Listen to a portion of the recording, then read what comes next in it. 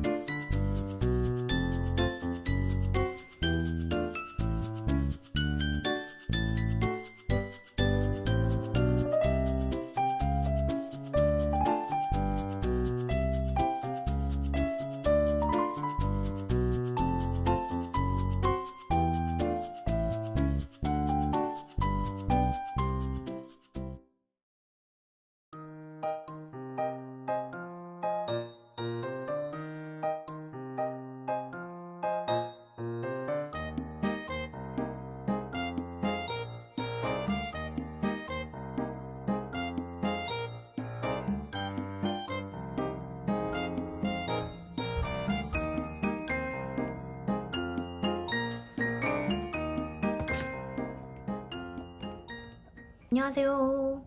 오늘은 저의 잔병치레라고 해야 할까? 그런 이야기를 한번 해보려고 합니다. 사실 이 영상을 전부터 찍고는 싶었는데 어떻게 보면 누구에게는 좀 불편한 이야기가 될 수 있기 때문에 좀 누군가 너 요즘 힘들어? 라고 하면 나 힘들어. 뭐가 힘들어? 이렇게 물어보면 나 할 말이 없는 거야. 나 힘든데 그걸 생각할 겨를이 없으니까 자꾸 그냥 힘들다고만 생각을 했지 뭐가 어떻게 힘들고 이걸 어떻게 해결해야 되고 이런 생각을 못 했던 거예요, 제가. 사실 내 주변 사람한테도 안 좋은 거고, 왜냐면 주변 사람도 느낄 텐데 내가 힘들어 하는 걸. 근데 그거 도대체 뭐가 힘든데? 라고 물어보면 또 됐어 몰라 이렇게 하니까 주변 사람은 되게 피곤할 것 같기도 하고 제 자신도 무슨 바보 같은 경우예요. 내가 힘든데 뭐가 힘든 건지도 말도 제대로 못하고. 그래서 이러면 안 되겠다라는 생각이 들었고, 이런 제 경험을 이야기하면서 이제 제가 아팠던 것들을 또 말씀을 드리고 도움을 드릴 수 있는 그런 정보 같은 것도 좀 드리고자 영상을 찍게 됐습니다. 서론이 너무 기네요.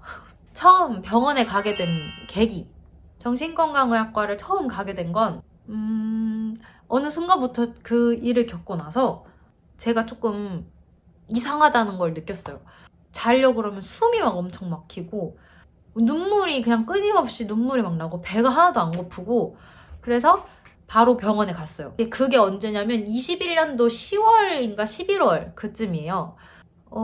병원에서는 이제 검사를 받았을 때 좀 심각하다는 결과가 나와서 나중에 부모님이랑 다시 가서 3차 병원으로 가는 게 나을 것 같다, 좀 큰 병원으로 가는 게 나을 것 같다 라는 어른들의 결론 하에 3차 병원으로 가게 됩니다. 그리고 거기서 지금까지 잘 다니고 있습니다. 21년도 10월부터 지금까지면 사실 되게 이제 3년차 들어서는 건데, 그동안 이제 변화가 쭉 있었죠. 증상이랑 변화를 함께 말씀드리자면 21년도 그 해 아플 때는 되게 좀 심했었어요, 증상이. 누가 제 심장을 부여잡고 이렇게 끌어내리는 그런 느낌이라 숨도 못 쉬겠고, 계속 이렇게 뭔가 내 몸은 가만히 있는데 막 계속 이렇게 끌려 내려가는 느낌이 들어서 되게 무기력하고 너무 우울하고, 근데 숨을 못 쉬니까 괴롭잖아요. 괴로우니까 또 우울하고, 이게 계속 계속 그 고리에서 벗어나지를 못하는 거예요. 그리고 약을 먹어도 그런 증상이 이제 한 1시간 지속이 됐었어요. 그러다 보니까 밤마다 잠을 못 자고, 잠을 못 자니까 밥도 못 먹고, 잠도 못 자고 밥도 못 먹으니까 사람이 너무 행복할 수가 없죠, 당연히. 그래서 저는 진짜 방에서 화장실 가는 거 빼고는 나오질 않았어요. 밥도 안 먹고. 이제 그러다가 제가 좀 안 좋은 행동을 시작합니다. 이제 그런 행동들로 인해서 제가 뭐 수술도 하게 되고, 그렇게 상태가 많이 안 좋았다가 22년 9월까지 점점 조금씩 나아지면서 그렇게 시간을 보냈어요. 중간에 뭐 입원도 했었고, 언제는 제가 기억나는 게 너무 어지럽고 너무 심장이 두근거리고 막 숨을 막 잘 못 쉬겠고 이래서 아, 나 심장에 문제가 있나 보다 해서 심장 검사도 다 받아봤어요. 그때 당시에 할 수 있는 검사를 다 받아봤었는데 너무 정상으로 나온 거예요. 그래서 제가 충격받았던 게 내가 진짜 우울증, 공황 치료를 받아야 하는구나를 정면으로 팍 이렇게 깨닫게 되는 사건이었어서 그때 제가 좀 많이 충격을 받았던 걸로 기억을 합니다. 근데 그러다가 22년도 말부터 좀 좋아지기 시작했는데, 제가 23년 2월에 임신을 했죠. 그러면서 다시 상태가 나빠지기 시작해요. 사실 그때 당시에는 약을 거의 끊기도 했었는데, 임신을 하면 호르몬이 변하면서 약을 먹지 않았던, 그러니까 우울증, 공황을 겪지 않았던 분들도 산전 우울증이라고 찾아와요. 그래서 증상이 다시 찾아오기 시작했는데, 의사 선생님과 상담을 했을 때 정신과 약은 아이에게, 복중 태아에게 영향을 줄 수 있다라는 말씀을 하셔서 죽어라 참았습니다. 근데 이제 전 남편과 생활을 하던 기간이었어서 되게 많은 스트레스를 받았고, 그게 전 남편 때문만은 아니라 우리의 생활, 그리고 저 스스로 임신이 처음이니까 그거에 대한 또 스트레스, 그렇게 스트레스를 받던 와중에, 당연한 건진 모르겠지만 어떻게 보면 당연하게도 유준이가 일찍 나왔고 산후 우울증이 갑자기 왔어요. 근데 이제 아이가 태어난 지 한 달도 채 되지 않은 상황이고, 제가 그때 모유수유를 하고 있었어요. 저희 부모님께서는 모유수유 끊어라, 너 약 바로 먹어라, 이렇게 얘기하실 정도로 상태가 별로 안 좋았었어요. 그러다가 그냥 제 고집으로 한 100일까지는 한 3개월 정도까지는 모유수를 좀 하다가 3개월 이후에는 약을 또 바로 복용을 하게 됩니다. 네, 그렇게 지금의 상태까지 왔고, 지금은 되게 괜찮아 보이잖아요. 많이 괜찮아졌어요. 제가 지금의 상태로 오기까지 도움이 됐던 걸 한번 말씀드리면, 가장 첫 번째로 중요한 건 바로 약물 치료. 약물 치료를 하는 게 정말 중요해요. 선생님께서 항상 물어보세요. 어떻게 지냈는지. 그럴 때마다 약간 부담인 게, 아직도 내가 힘들었던 걸 얘기를 해야 되는데 내 힘듦을 알아주세요 이런 느낌으로 다가오는 것 같기도 하고, 또 저 이만큼 힘들어요 라고 얘기하는 그 느낌이 싫어요. 아직도 저도 그래요. 하지만 약물 치료를 해야 자기 자신을 위한 거라는 걸 꼭 아셨으면 좋겠어요.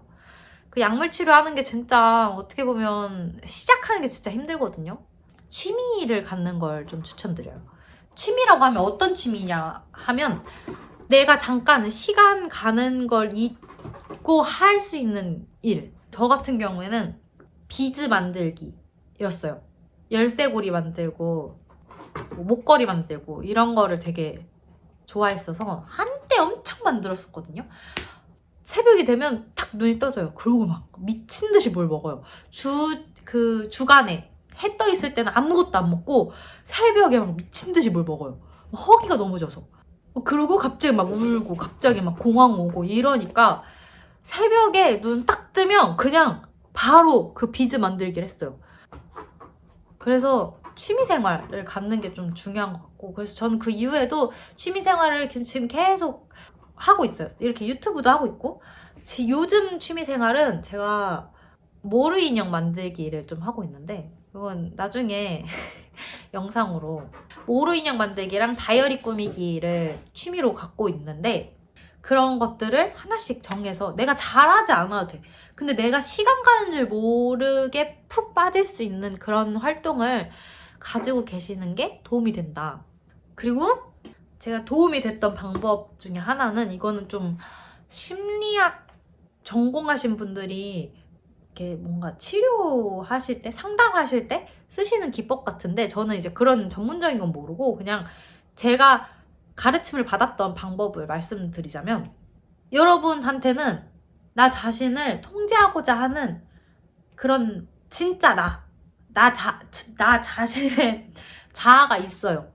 그 자아와 한없이 막 우울하고 울고 그런 약한 나 자신이 있고, 나를 비판하고 비난하고 나를 계속 채찍질하는 내 자신이 있고, 그런 것들을 다 그냥 방관하고, 그럴 거면 왜 사냐? 이러면서 좀 어떻게 보면 나 자신을 너무 하찮게 여기는 또 내 자신이 또 하나 있고, 이런 자아가 사실상 여러 개 있을 거예요.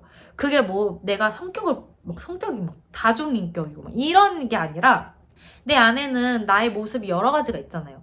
나는 막 맨날 화만 나 있고 이렇지 않잖아요. 사람이라는 게 화가 막 날 때도 있지만, 아니야 진정해야지 하면서 또 진정시키는 내가 있고, 너무 귀찮은데 아니야 빨리 집안일 해야지 하는 또 그런 자아가 있고, 약간 이런 좀 상반된 자아들이 여러 개 있을 거예요.